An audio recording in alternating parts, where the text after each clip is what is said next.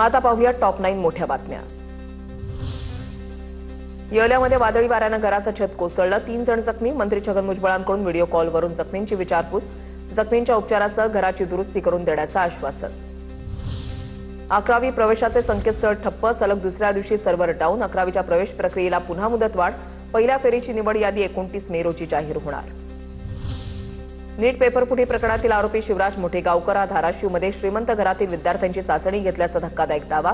नीट पेपरफुटी प्रकरणामध्ये धाराशिवच्या आदर्श शिक्षण प्रसारक संस्थेचे अध्यक्ष सुधीर पाटील यांचा दावा।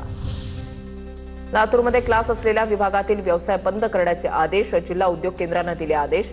खानावळी, हॉटेल आणि क्लासेस बंद ठेवण्यात आल्याचे चित्र। राज्यामध्ये उष्माघाताच्या रुग्णांमध्ये वाढ, आतापर्यंत 232 रुग्णांची नोंद। विदर्भ आणि मराठवाड्यामध्ये उष्माघाताचे रुग्ण सर्वाधिक, नागरिकांना काळजी घेण्याचं आवाहन। DRI मुंबईनं अंमली पदार्थांच्या तस्करीचा मोठा कट उधळला, 11 कोटी 25 लाख किमतीचं 2 किलो कोकेन जप्त। कोकेन जप्त करत 4 परदेशी नागरिकांना अटक। मुंबई विमानतळावर 2 वेगवेगळ्या प्रकरणांमध्ये कारवाई। बीडमध्ये एका विवाह सोहळ्यादरम्यान फटाक्याचा जमिनीवर स्फोट, 5 फोटोग्राफर जखमी। व्हिडिओ आणि ड्रोनमधले धक्कादायक व्हिडिओ समोर। सोलापुरात वाढत्या तापमानामुळे भक्ताकडून चक्क शनिदेवाला 2 जम्बो कूलर, देवाला थंडावा मिळावा म्हणून चंदन, उटी आणि कूलरची व्यवस्था। भक्तांना उन्हापासून त्रास होऊ नये म्हणून लिंबू सरबतची ही व्यवस्था।